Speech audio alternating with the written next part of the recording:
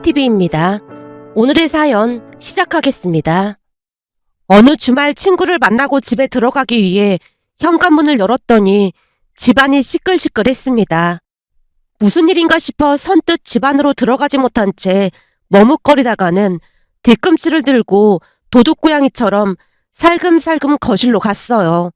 그랬더니 엄마가 바닥에 대자로 누워서 팔과 다리를 내젓고 있었고 아빠는 심각한 표정으로 쪼그리고 앉아서 그런 엄마를 말리고 있었습니다.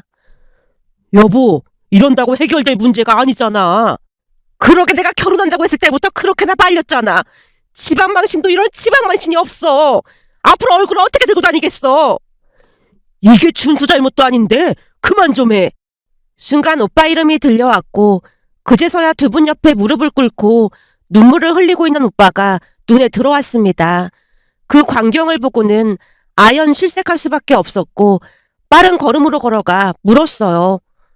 뭐야, 엄마는 왜 이러고 있고 오빠는 왜 무릎을 꿇고 있어? 대체 무슨 일인데 그래? 제가 눈을 동그랗게 뜨고 묻자 내내 팔과 다리를 내젓고 있던 엄마가 벌떡 일어나 앉더니 오빠를 향해 쏘아붙였어요. 준수도 네 동생한테 네 처가 한 행동 말할 수 있겠어? 말할 수 있으면 어디 한번 말해봐. 한번 말해보라고. 그때쯤 엄마는 이미 정신줄을 놓은 채 자포자기한 모습이었다고 해야 할까요?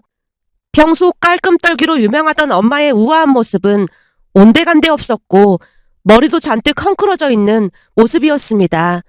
결국 제가 목소리를 높여서 다시 물었습니다. 대체 무슨 일이냐고. 아빠, 엄마 왜 이러는 거야? 그걸 왜 네 아빠한테 물어? 네 오빠한테 물어야지. 잘됐다. 지금 무슨 일이 일어났는지 네 오빠한테 한번 물어봐라. 오빠, 대체 무슨 일인데 이러고 있어? 그리고 새언니랑 아영이는 어디 갔어?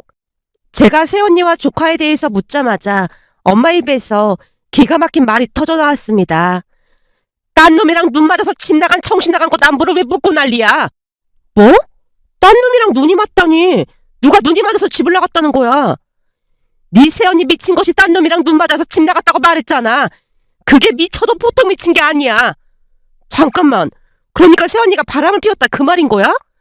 어디 할 짓이 없어서 지보다 5살이나 어린 놈이랑 눈이 맞아서 집을 나갈 수가 있어. 그럼 지금 그 상간남이 누군지도 다 안다는 말이야? 말도 마라. 그 미친 것이 글쎄 헬스장 다닌다고 그 연병을 떨어대더니 그 헬스 트레이너 그놈이랑 눈이 맞았다지 뭐니. 엄마가 분을 이기지 못한 채 손바닥으로 거실 바닥을 내리치며 통곡을 했습니다. 그 모습을 보면서 무슨 사달이 날 것 같아 제가 엄마를 달랬어요. 엄마, 이러다가 쓰러지겠어. 우선 방에 들어가서 좀 눕자. 내가 지금 팔자 좋게 누울 땐 줄 알아? 내가 그 인간들을 아주 요절을 내줄 참이야.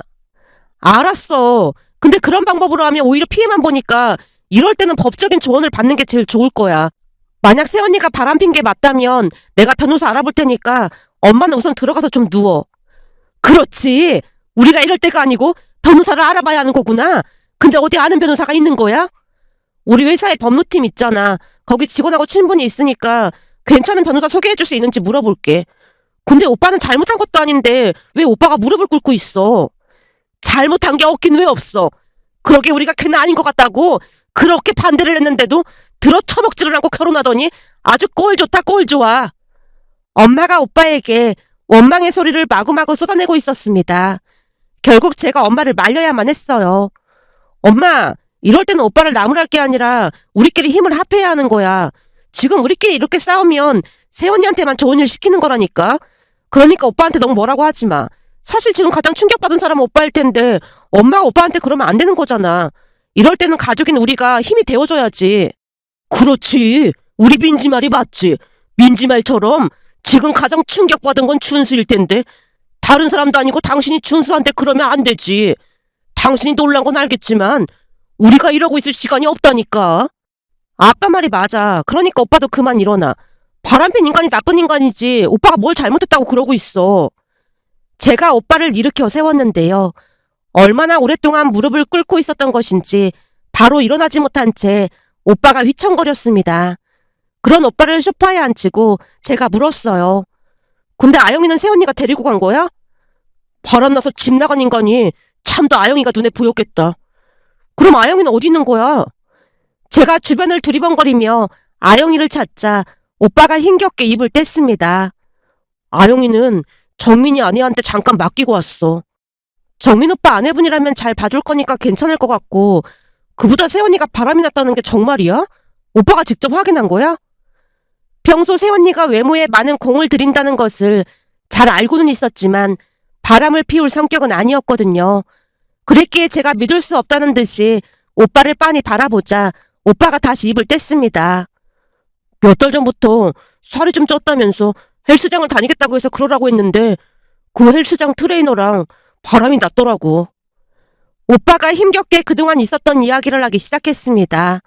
사실 오빠가 이직을 하면서 그 동네로 이사를 갔는데요. 그 동네에 오빠 고등학교 절친 부부가 살고 있었기에 공동 육아 목적으로 오빠 친구가 있다던 그 아파트로 간다는 소리를 얼핏 듣긴 했어요. 급한 일이 있을 때마다 두 집이 공동 육아를 하면 아무래도 편할 것 같다고 했으니까요. 그렇게 이사를 가고 한동안은 공동 육아를 하면서 잘 지냈다네요. 그런데 평소 외모에 신경을 많이 쓰던 새언니가 살이 쪘다면서 헬스장을 다니겠다고 했답니다. 물론 운동이 건강에도 좋다는 생각을 했기에 오빠도 흔쾌히 다니라고 카드까지 지워줬고요. 그런데 헬스장을 다니기 시작하면서 조카 아영이를 오빠 친구 아내에게 맡기고는 수시로 외출을 했던 모양입니다. 그러던 어느 날은 오빠 친구가 외근을 나갔다 그곳에서 남자와 팔짱을 낀 채 웃으며 걷고 있던 새언니를 봤고 몰래 뒤를 밟았더니 그 시간에 호텔로 들어가더랍니다. 결국 오빠 친구가 사진을 찍었고 오빠를 앉혀놓고 본대로 다 말을 했다네요. 그렇게 새언니의 바람이 꼬리를 잡히게 됐고 그 뒤 오빠는 그 친구와 함께 새언니 뒤를 밟았다고 했습니다. 그러던 중 새언니가 산부인과까지 들락거리는 걸 봤다는데요. 알고 봤더니 새언니가 그 상간남의 아이를 임신까지 했답니다. 결국 오빠 눈이 뒤집어졌고 그동안 수집한 증거 자료를 새언니에게 보여주며 이혼하자고 했더니 새언니가 적반하장으로 나왔다네요. 당신 그렇게 안 봤는데 진짜 치사하다. 뭐? 치사해? 지금 네 입에서 그게 나올 소리야? 그동안 나한테 말 한마디 안 하고 내 뒤를 밟았다는 거잖아. 사람이 어떻게 그렇게 치사하고 야비할 수가 있어? 넌 아영이까지 있는데 창피하지도 않아? 지금 이 상황에 어떻게 그런 소리를 할 수가 있어? 그렇잖아도 나 당신이랑 이혼할 참이었는데 오히려 잘 됐어. 지금 네 머리가 어떻게 돼서 사태 파악이 안 되는 모양인데 너 잘 들어. 지금 이 상황에 이혼은 네가 요구하는 게 아니라 내가 요구하는 게 맞는 거고 난 상간남 소송 그것도 준비하고 있으니까 네가 그렇게 좋아하는 연하인한테 미리 말이나 해주는 게 좋을 거야. 이건 증거가 한두 개가 아니라 그냥 빼박이더라고. 그리고 바람을 피우려면 머리를 좀 써가면서 피우지 그랬냐. 네 노트북에 버젓이 카톡 깔아놓고 둘이서 열심히 사랑을 속삭였더라. 그것도 다 사진 찍어서 증거자료로 준비하고 있으니까 각오해야 할 거야. 뭐? 카톡이라니. 우리 대화한 거 휴대폰 카톡 내용 다 지웠는데 뭔 소리야. 네 휴대폰만 지우면 뭐해. 컴퓨터에는 그대로 남아있는데. 그러게 그런 빡대가리로 바람을 피우니까 이런 일이 일어나는 거 아니야. 뭐? 빡대가리? 당신 말 다 했어? 왜? 내가 틀린 말 했어? 바람을 피우려면 이 머리를 진짜 잘 굴려야 하는데 얼마나 빡대가리면 증거를 여기저기 다 흘리고 다녀. 그것도 대낮에 상간남이랑 팔짱 끼고 호텔로 갈 수가 있어? 그냥 나 바람 피워요라고 이마에 써붙이고 다니지 그랬냐? 그러니 빡대가리라는 거 아니겠어. 그때쯤 오빠도 제정신이 아니었기에 새언니에게 빡대가리라는 말까지 했다네요. 하지만 새언니는 반성의 기미가 전혀 없어 보였답니다. 상간남 소송을 하든지 말든지 마음대로 해. 그치만 네가 뭔 짓을 하든지 나는 사랑하는 사람이랑 살 거니까 그런 줄 알아. 지금 그 사람 아이 임신 중이라 난 그 사람이랑 살 거야. 그러니까 넌 네 딸이랑 잘 살아. 그 말은 친권 양육권 다 포기하겠다는 거지? 당연하지. 새 출발해야 하는데 걸림돌이 되면 안 되잖아. 참 대단한 사랑 납시였네. 난 법적인 모든 조치를 취할 테니까 그런 줄 알아. 오빠 말에 새언니가 비웃으며 짐을 챙겨서 나갔답니다.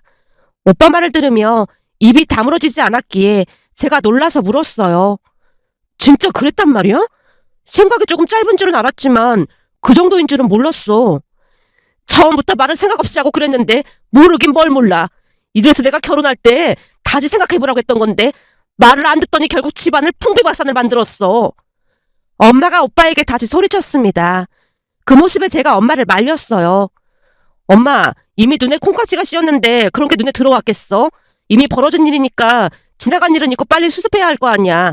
내가 변호사 알아볼 테니까 오빠는 증거자료 나한테 보내. 그래야 상간남 소송인가 뭔가도 할 거 아니야. 제 말에 오빠가 힘없이 고개를 끄덕였는데요. 가장 큰 충격을 받은 사람은 오빠일 테니 그 심정이 어떨지 감히 짐작조차 되지 않았습니다.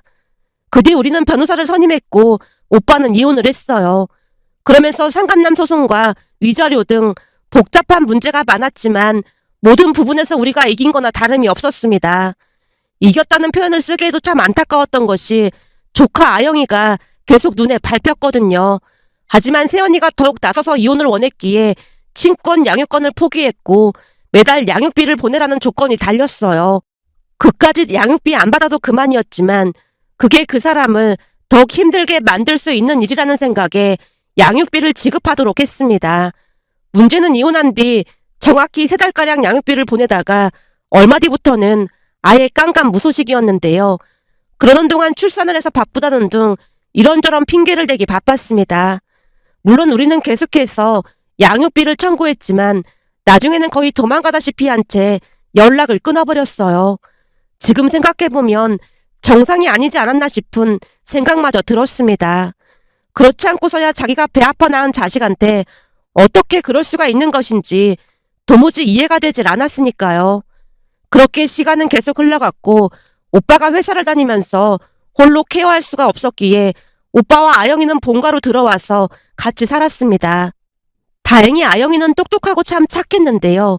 물론 아영이에게 엄마의 이야기를 하진 않았지만 엄마에 대한 정도 없었던 것인지 아영이도 엄마를 찾지도 않았어요. 그런데 아영이는 앞으로 어떤 일이 일어날지 이미 직감하고 있었던 것일까요? 아영이는 유난히도 저를 따랐고 제 뒤만 졸졸 따라다니면서 저를 엄마라고 불렀어요. 처음에는 엄마가 기겁을 한 채 아영이를 나무랐지만 저를 워낙 좋아했기에 저도 그냥 모른 척 했습니다. 그런데 얼마 뒤 우리에게 예상치 못한 운명이 들이닥쳤습니다. 그날은 회사에 급한 일이 있다며 오빠가 새벽 일찍 집을 나섰는데요. 그날 집을 나서던 오빠의 모습이 마지막이 될 줄 누가 알았겠어요. 그렇게 시간이 얼마나 지났을까요? 아빠 휴대폰이 울렸고 아빠가 그 자리에 주저앉은 채 잠시 동안 일어나질 못하셨어요. 곧 아빠가 병원 이름을 외쳐댔고 잠시 후 병원으로 갔더니 마치 아무 일도 아니라는 듯한 표정으로 의사가 오빠의 사망 선고를 내렸습니다. 그 순간 엄마가 자리에 쓰러지셨고 아빠도 휘청이신 채 몸을 가누지 못하셨어요. 그리고 우리는 오빠의 죽음을 온전히 받아들이지도 못한 채 장례를 치렀습니다. 그러면서 집안은 거의 풍비박산이 나고 말았는데요. 부모님이 너무나 큰 충격을 받으셨던지라 제가 조카를 책임져야만 했습니다. 그뿐만이 아니라 집안 살림과 식사까지 모든 것을 제가 해야만 했기에 결국 회사를 그만둘 수밖에 없었습니다. 그런 상황에서도 시간은 흘러갔고 시간이 약이라는 말도 있듯 부모님도 조금씩 나아지셨어요. 그 뒤 저는 다시 취업도 했고 집에서 가장 노릇을 하고 있었습니다. 물론 아빠도 회사를 다니긴 하셨지만 심리적으로는 제가 가장이나 마찬가지였으니까요. 조카 아영이는 아예 저를 엄마라고 불렀는데요. 워낙 똑똑하다 보니 제가 고모라는 사실을 인지는 하고 있는 듯해 보였습니다. 하지만 저를 워낙 따르다 보니 저는 결혼하지 않고 혼자 살기로 결심을 했어요. 그도 그럴 수밖에 없었던 것이 오빠의 결혼 생활을 보면서 결혼에 대한 부정적인 생각만 가득했으니까요. 그러다 보니 부모님, 특히나 엄마가 걱정 가득한 목소리로 말하곤 했습니다. 넌 언제까지 이러고 있을 거야? 내가 뭘? 이제는 네 나이가 30살 중반인데 더 늦기 전에 결혼을 해야 할 거 아니야. 됐어. 우리 아영이도 있는데 결혼은 무슨 결혼이야. 네가 아영이 엄마도 아니고 말이 되는 소리를 좀 해. 아영이는 우리가 돌볼 테니까 너는 쓸데없는 소리 하지 말고 맞선이라도 볼 생각해. 싫어. 지금 아영이가 나를 얼마나 의지하고 있는데 아영이를 두고 내가 어떻게 결혼을 하겠어. 아니면 아영이를 데리고 결혼을 해야 하는데 어떤 남자가 그런 결혼을 한다고 하겠어. 그래서 난 이번 생에는 결혼 안 하고 우리 아영이만 잘 키울 생각이야. 제가 더 이상 결혼 이야기를 꺼내지 말라는 투로 대꾸했지만 엄마가 화난 목소리로 몰아붙였습니다. 네 오빠 그리 된 것도 원통한데 너까지 이러고 살면 우리 속이 어떻겠어. 그러니까 아영이는 걱정하지 말고 네 살 길 찾아가. 아영이도 이제 웬만큼 커서 신경 쓸 것도 없잖아. 신경 쓸 게 없긴. 아직도 내가 늦게 오면 내내 기다리느라 잠도 안 자고 있는데 그런 아영이를 두고 내가 어떻게 결혼을 하겠어. 이번 생에서는 그냥 아영이 엄마로만 살 생각이야. 결혼도 안 했는데 네가 엄마는 무슨 엄마야. 엄마가 버럭 외쳤는데요. 제가 급히 엄마를 말렸습니다. 엄마, 아영이 듣겠어. 그러니까 제발 조용히 좀 해. 아영이는 지금 자는구만. 무슨 아영이가 듣는다고 그래. 그나마 다행인 건 아영이가 지 엄마를 안 닮고 신기하게 널 닮았어. 안 그렇니? 그러니까 말이야. 아영이 데리고 나가면 엄마랑 딸이 많이 닮았다는 소리 엄청 듣는다니까. 아마도 전생에서 내가 아영이 엄마였는데 무슨 안타까운 사연으로 온전히 사랑을 못 줘서 이번 생에 다시 만난 게 아닌가 싶어. 넌 젊지 젊은 게 무슨 전생 타령을 하고 있어. 그나저나 가끔 더 데려다 준다던 그 회사 사람은 어때? 나 데려다 주는 회사 사람? 아, 성준 씨? 그래, 그 성준인가 하는 사람이 너한테 마음이 있는 것 같던데 한번 잘해봐. 아니야, 성준 씨는 그냥 직장 동료일 뿐이야. 얘가 이렇게 생각이 없어. 직장 동료가 왜 집까지 데려다 주고 그러겠어. 보니까 최근에는 아침에도 거의 매일 데리러 오던데. 엄마 말에 화들짝 놀란 채 물었습니다. 뭐야, 엄마 혹시 나 감시하고 있었던 거야?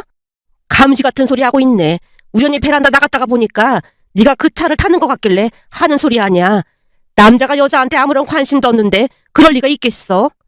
글쎄 아니라니까. 서로 집이 가까우니까 카풀하고 있는 거야. 그럼 성준 씨도 기름값 절약되고 하니까. 그래? 근데 그 카풀은 누가 먼저 하자고 한 거야? 우연히 얘기하다 보니까 집이 가깝다는 거 알고 카풀 얘기는 성준 씨가 먼저 꺼냈지. 너 잘 들어. 그게 다 너한테 관심이 있다는 증거야. 그러니까 한번 잘해봐. 엄마, 성준 씨한테 이미 아영이 얘기해놨고 난 결혼 생각 없다고 딱 잘라서 말했어. 그러니까 괜한 기대하고 그러지 마. 뭐? 아영이 얘기를 했어? 뭐라고 했는데? 있는 그대로 말했지. 그래서 내가 아영이 엄마나 다름없다고. 그랬더니 뭐라는데? 뭐라긴 뭘 뭐라고 하겠어. 그냥 대단하다는 소리만 하지. 암튼 성준 씨랑은 그런 사이 아니니까 이상한 상상하지도 마. 제 말에 엄마가 긴 한숨을 내쉬었습니다.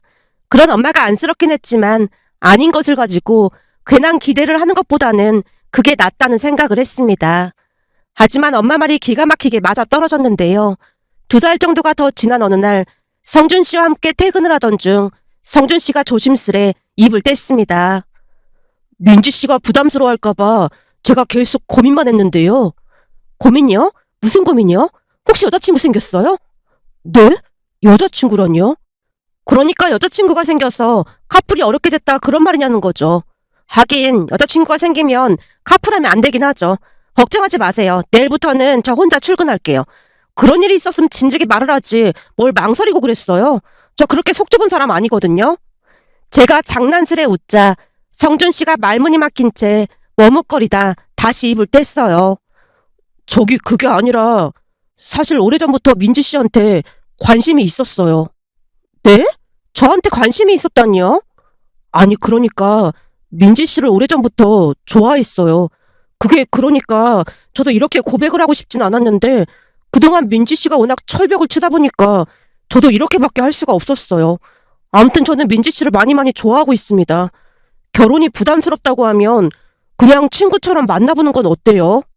순간 성준 씨 목소리가 미세하게 떨리고 있었기에 저도 당황할 수밖에 없었는데요.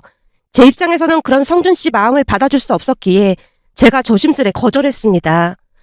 저를 좋게 봐준 건 참 고마운데 저는 결혼 생각 없어요. 민지 씨 마음을 잘 들여다보세요. 제 마음을 들여다보라니요? 그게 조카 아영이 때문에 그런 거잖아요. 근데 저는 아영이가 있어도 상관없다는 결론에 다다랐어요. 그러다 보니 고백도 늦어졌던 거고요. 한마디로 충분히 생각해보고 고백했다는 말이에요. 아영이가 있어도 상관이 없다니요? 물론 한참 나중의 일이긴 하지만 혹시나 우리가 결혼하게 된다면 아영이를 데리고 와도 큰 상관이 없다는 말이에요. 그러니까 제 진심을 말해보자면 그 모든 것을 다 감안하고도 민지 씨를 많이 좋아한다는 말이 되겠네요. 그러니까 친구처럼 천천히 만나보는 건 어때요? 결혼은 나중에 생각하면 되는 거잖아요. 성준 씨 말에서 진심이 묻어났기에 사실 저도 마음이 흔들릴 수밖에 없었는데요. 성준 씨는 회사에서도 바르고 성실하기로 유명했거든요. 그런 사람이 제게 관심이 있다는 사실에 많이 놀랄 수밖에 없었지만 그동안 성준 씨와 카풀을 하면서 이런 사람이랑 결혼하면 괜찮을 것 같다는 생각을 한 적도 있었으니까요. 그렇게 얼마 뒤 우리는 조심스럽게 만나보기로 했습니다. 티를 내지 않기 위해서 퇴근하고 데이트를 많이 했는데요. 만나면 만날수록 좋은 사람임을 알 수 있었습니다. 그러던 어느 날은 부모님께 조심스레 성준 씨 이야기를 꺼냈고 정말로 기뻤던 모양으로 엄마가 수시로 성준 씨 이름을 거론했는데요. 얼마 뒤 기가 막힌 일이 일어날 줄 누가 알았겠어요. 어느 날은 아영이가 피자를 먹고 싶다는 말에 가족 모두 자주 가던 피자 가게로 갔는데요. 거기서 성준 씨 가족들을 마주했어요. 피자를 먹으러 가던 중 성준 씨에게 그냥 외식하러 간다는 문자를 남겼을 뿐인데 생각지도 못한 만남에 할 말을 잃고 말았습니다. 아무래도 성준 씨네 집과 우리 집이 가까이 있다 보니 언젠가 한번 성준 씨와 그 가게에서 피자와 파스타를 먹은 적이 있었어요. 그날 파스타가 맛이 있었던 모양으로 성준 씨가 부모님을 모시고 파스타를 먹으러 왔다고 했습니다. 순간 저도 놀랐지만 성준 씨도 놀란 기색이 역력해 보였어요. 민지 씨, 식사하러 간다고 했던 곳이 여기예요? 네. 성준 씨가 여기는 어떻게? 부모님 모시고 오랜만에 파스타 먹으러 왔어요. 이 집이 피자 전문점인데 그때 파스타도 진짜 맛있었잖아요. 근데 이렇게 만나다니 진짜 신기하네요. 성준 씨의 말에 얼떨결에 양가 부모님이 인사를 나누게 됐는데요. 순간 성준 씨 어머니가 아영이를 보며 입을 떼셨어요. 네가 아영이구나. 엄마랑 피자 먹으러 온 거야? 성준 씨 어머니 입에서 그 말이 새어나오자마자 아영이가 급히 제 손을 뿌리치더니 할머니 손을 잡으며 말했어요. 엄마 아니에요. 고모예요. 할머니, 할아버지, 고모랑 밥 먹으러 왔어요. 어? 고모? 네, 아영이 고모예요. 저는 엄마는 없어요. 그리고 고모가 결혼하면 나는 할머니, 할아버지랑 살 거예요. 라는 말을 하는 게 아니겠어요. 순간 어찌나 놀랐던지 제가 어리둥절한 표정으로 아영이에게 물었습니다. 아영아, 그게 무슨 말이야? 네가 왜 할머니, 할아버지랑 살아? 평생토록 엄마랑 같이 살기로 했잖아. 그리고 갑자기 고모라니. 고모 맞잖아. 그러니까 고모 시집가면 나는 할머니, 할아버지랑 살 거야. 아영이가 같은 말을 반복해서 했고 아영이 말을 듣던 부모님 눈시울이 붉어져 있었는데요. 그동안 똑똑한 아영이가 얼마나 마음고생을 했을지 짐작이 되고도 남았습니다. 그런데 그 순간 성준 씨 어머니가 아영이 앞에 쪼그려 앉으며 조용히 말씀하셨어요. 우리 생각은 아영이 생각이랑 다른데 어쩌지? 여기 아저씨가 우리 아들인데 우리 아들이랑 아영이 엄마랑 결혼하면 아영이를 꼭 데리고 오기로 했거든. 네? 아영이를요? 그럼 아영이가 엄마 딸인데 같이 와야지. 그러니까 앞으로는 우리한테도 할머니 할아버지라고 불러야 한다. 할머니 할아버지요? 그럼 엄마랑 아저씨가 결혼하면 아영이한테는 할머니 할아버지가 더 생기는 거야. 우리 앞으로 잘 지내보자. 엄마를 쏙 닮아서 아주 똑똑하고 예쁘네. 맞아요. 엄마를 닮아서 똑똑해요. 저 수학 맨날 만점 받아요. 정말? 수학을 만점 받았어? 네. 우리 반에서 제가 공부 제일 잘해요. 역시나 아이답게 아영이는 쉽게 마음을 열었고 성준 씨 어머니와 신나서 대화를 나눴습니다. 그날 우리는 그 음식점에서 상견례를 했다고 해도 과언이 아니었는데요. 성준 씨 부모님 또한 너무나 좋은 분들이라 그저 감사한 마음뿐이었습니다. 그날 집에 돌아온 엄마가 눈물까지 훔치며 말했어요. 세상에나 성준이도 참 바른 사람인 줄은 알았지만 엄마 아버지도 참 좋으신 분들이다. 그런 부모님 밑에서 자랐으면 분명히 잘 자랐을 거야. 이제야 우리 집에도 복이 들어오나 보다. 그날 이후 엄마는 성준 씨를 입에 달고 사셨고 얼마 뒤 저는 정식으로 성준 씨네 집에 초대받아서 인사를 갔습니다. 그런데 그날 또다시 놀라운 이야기를 들었는데요. 식사를 하고 난 뒤 성준 씨 어머니가 말을 꺼내셨거든요. 결혼 전에 얘기를 해야 할 것 같아서 하는 말인데 사실은 우리가 성준이를 입양했어요. 네? 입양이요? 그때 당시 아무리 노력해도 애가 생기지 않았거든요. 계속 마음고생을 하다가 입양에 대해 알아봤는데 성준이를 보자마자 얘가 내 자식이다 싶었어요. 성준 씨 어머니가 대수롭지 않다는 듯이 말을 하고 있자 성준 씨가 웃으며 말했어요. 엄마 아버지가 참 대단하셨던 게 사실 대학 졸업할 때까지 내가 입양된 줄 모르고 있었어. 우리가 일부러 말을 안 하려고 했던 건 아니고 어쩌다 보니까 그렇게 됐어요. 초등학교 다닐 때는 너무 이른 것 같아서 말 못했고 중학생이 되니까 중2병이다 뭐다 해서 말 못했던 거예요. 그러다가 고등학생이 됐는데 한창 공부할 나이에 말하면 안 될 것 같아서 대학 입학하고 말하자 그랬거든요. 근데 또 군대를 간다는 거예요. 군대 가는데 그런 말을 하기 또 그럴 것 같아서 결국에는 대학 졸업하고 말했지 뭐예요. 근데 성준이가 얼마나 웃겼냐면 별 상관도 안 하더라고요. 우리는 그게 오히려 신기했다니까요. 엄마 아버지가 워낙 아무렇지도 않게 말씀하시다 보니 나도 그냥 그런가 보다 하고 말았던 것 같아요. 성준 씨가 머리를 긁적이고 있자 성준 씨 어머니가 다시 입을 떼셨어요. 암튼 결혼 전에 알리는 게 맞는 것 같아서 얘기하는 거예요. 그러니까 결혼하면 아영이도 같이 살아도 된다는 말이에요. 세상에 이런 고모가 어디 있겠어. 민지 씨 그런 마음이 예뻐서 더 마음에 들었어요. 민지 씨 같이 마음이 따뜻한 사람은 모든 사람에게 기쁨을 주기 마련이거든요. 우리 성준이 짝으로 민지 씨 같이 착한 사람이 딱이고요.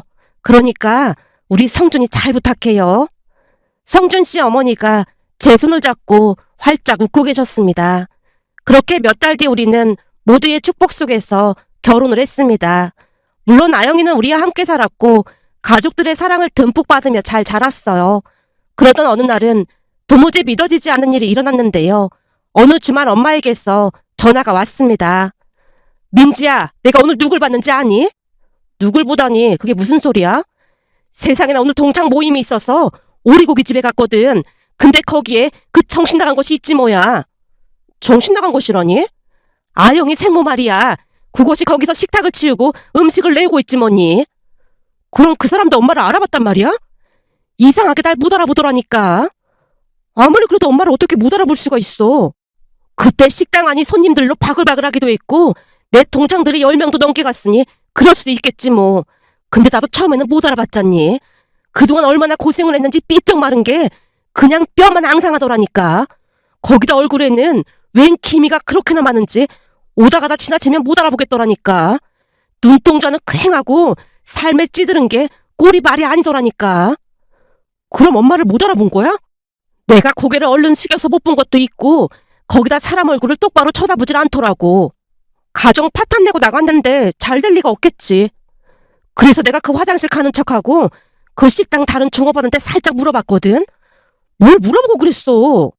아니, 아무리 봐도 너무 삐쩍 말라있길래 뭔가 이상해서 그 종업원한테 저 사람은 왜 저렇게 많이 말랐냐고 했더니 얼마 전까지 자궁암 치료받고 항암 끝난 지 얼마 안 됐다는데 먹고 살아야 하니까 일 나온다고 하더라고. 뭐? 암에 걸렸단 말이야? 네 말대로 집안을 풍비박산 내고 나갔으니 천벌을 받은 게 아니겠어. 그날 엄마 말을 들으며 세상에는 인과응보가 존재한다는 생각과 함께 우리 가족처럼 기가 막힌 사연도 있을까 싶어 이렇게 글 남겨봅니다.